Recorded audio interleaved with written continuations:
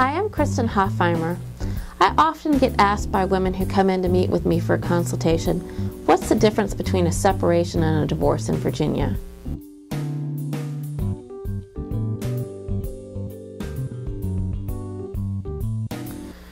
In Virginia, unlike some other states, you don't go to court and file for a separation.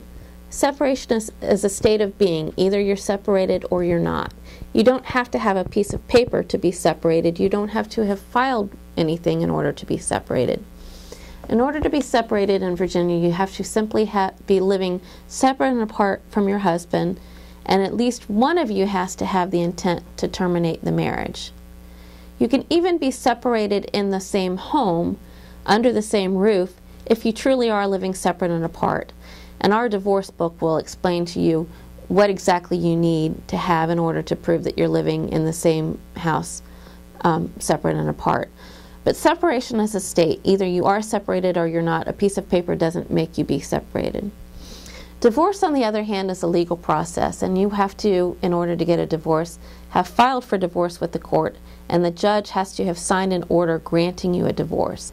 In order to get a divorce in Virginia, under most grounds, you have to have been living separate and apart for a period in excess of a year. However, for the sexual grounds of divorce, adultery, sodomy, or buggery, you can get a divorce without having been separated for a year.